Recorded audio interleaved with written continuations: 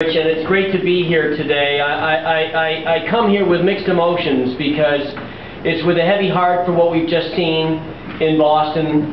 And I thought it was important, even though this is more of a time of reflection and resolve than a time for politics, to come here to be with you, to talk with you, to introduce myself to you and to answer questions you might have. I grew up in Western Massachusetts. I know that Massachusetts does not begin in Boston and end at Route 128. I know how important it is to come to this part of the state, to come to every part of the state, because we're all in this Commonwealth together. And I also know that so many of you serve in your own town governments, your communities, and as a person who has served in town government and the planning board as the town meeting moderator, I wanted to just share with you my own reflection tonight in view of the circumstances in Boston on Monday. This story has informed my own strong views, my strongly held views about the Second Amendment and the fundamental freedoms to protect your family and your freedom by the Second Amendment. In 1990, I was on the town planning board. I was the chairman of the town planning board in the town of Norfolk. And there was a developer that had not complied with the zoning, and he basically was trying to bully his way through to an approval. And I happened to be the guy that was the chairman that year, so I had the good fortune of having the gavel. And a bunch of bad things started happening to us when the project wasn't going through. I was a newlywed, and I had just bought the first brand new car of my entire life for my wife. My first brand new car. So proud. It was a red, fire engine red Jeep Cherokee. And I came out after a planning board meeting one night, and somebody had taken a knife and gone up and down the length of the vehicle on both sides and punctured all 4 tires. And then a week later, somebody dumped roofing nails in my driveway of my home to try to intimidate us. Somebody wrote a letter to my wife, we're newlyweds, saying, "Dear Susan, Daniel and I are having an affair. You're so lucky to have him." Now, my wife looks at this letter, just to give you a sense of what an amazing woman I'm married to. She looks at this letter, and she says, she reads it, and it's loaded with typographical errors, and she says, "You'd never sleep with a woman who couldn't spell." And then somebody smashed the picket fence in front of my house with a truck. Just a bunch of bad things started happening to our family, and to make it more stressful for us, my wife was pregnant with our first baby. And you know, and if you think back to your first child, you know, it's a time when you're a newlywed, how scary it is. And then in July of 1990, somebody smashed in the back window of my kitchen of my house and lit a fuse and threw in a fragmentation bomb and blew up my house.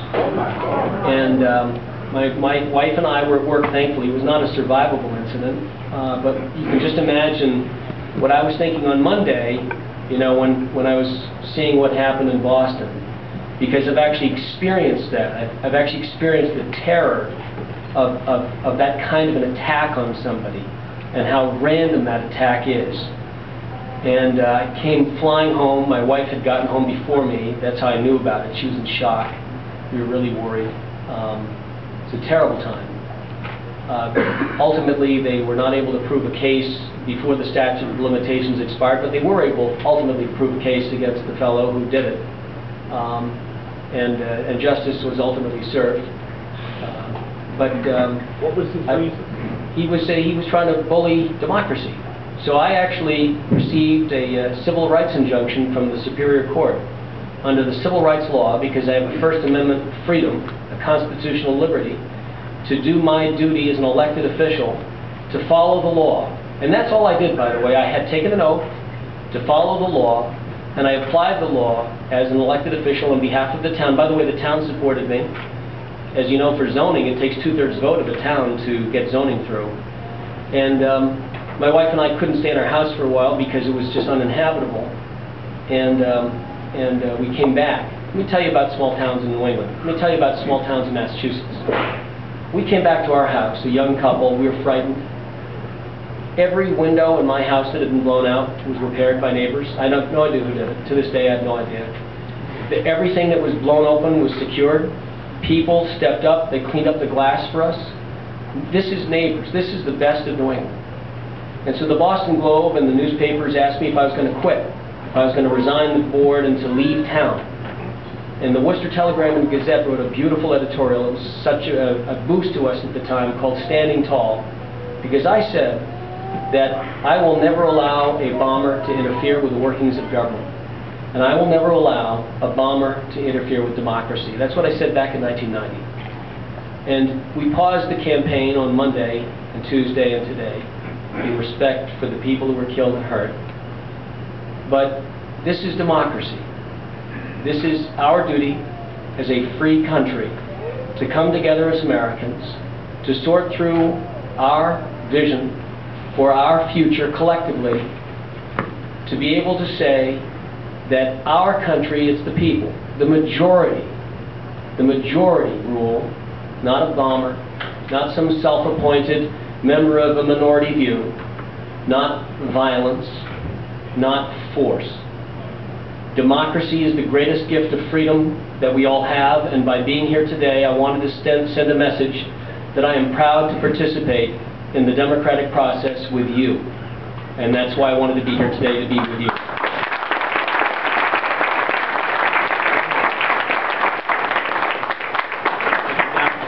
A couple of you have seen me speak before, and you said, I heard that this guy got fired up, so I can't give a talk without getting a little fired up.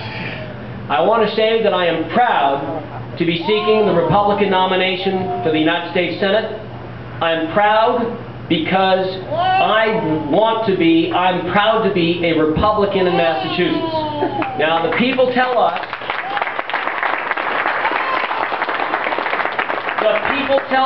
that we have to rebrand the Republican Party. Now, we've lost a lot of elections. We've got to rebrand the Republican Party. That's what they tell us. Now, I disagree that we have to rebrand. I'm proud to be a member of the Party of Lincoln. I am proud to reflect what we believe and to campaign on what we believe. And what we believe is the power of freedom. We believe in the individual. We believe in responsibility, and we believe in opportunity. And we're not going to be the grand old party, not if we want to connect to relate to be relevant to the majority of American voters. We know that the American voters for the rest of at least my life, is going to be winning millennials into Americans. We know that. And I don't focus on those few things that divide us. I focus on those so many more things that unite us as Americans and as Republicans. And what we have that unites us are our principles: growth, opportunity, prosperity. That's what GOP means. Growth, opportunity, and prosperity. And we're not the grand old party. We are the great opportunity party. And we will take that message to every person in the majority, and we will win in June. We will win.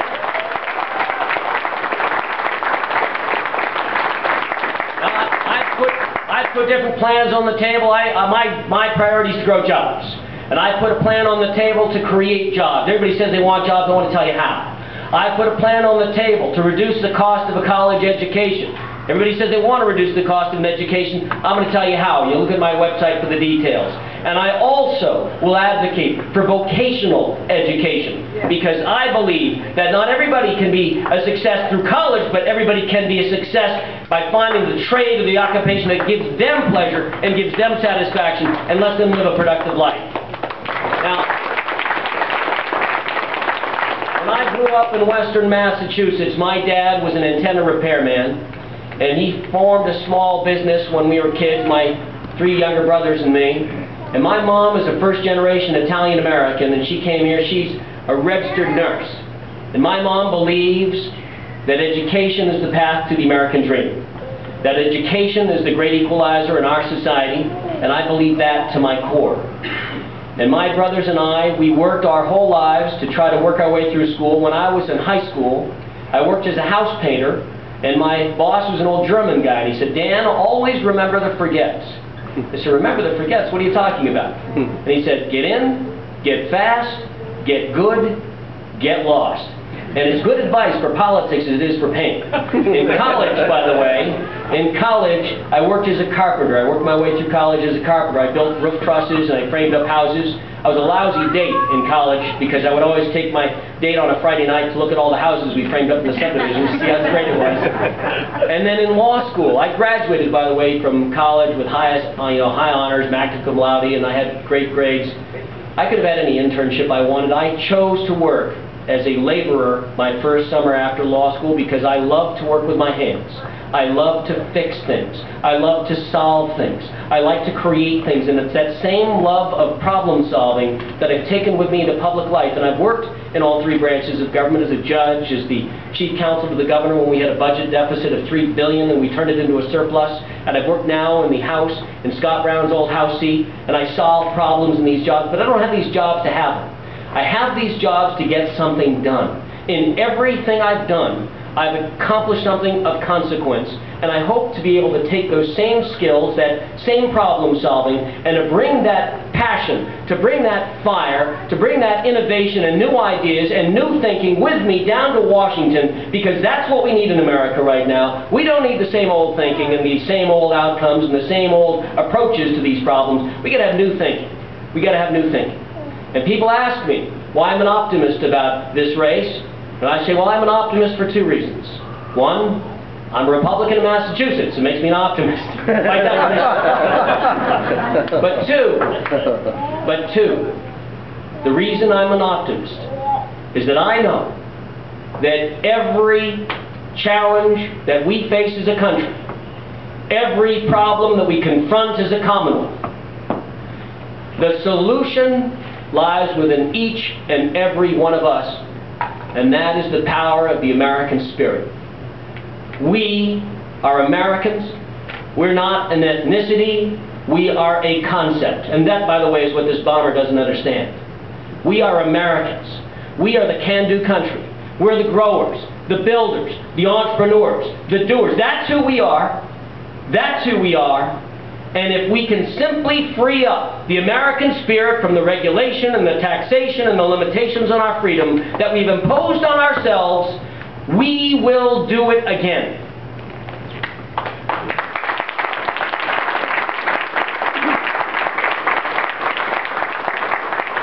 And this person, whoever it was, the Boston Marathon, doesn't understand the American spirit, because the American spirit grows stronger with adversity. We grow together when we're attacked.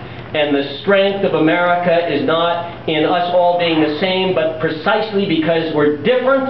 And it's those differences that we celebrate, joined together by our love of freedom, by our love of our shared humanity, and by our love of our democratic principles, our constitutional democracy. I just want to say one thing before I part company with you today. I'll be happy to answer any questions you might have. I promise you only one thing in this race. I promise you just one thing.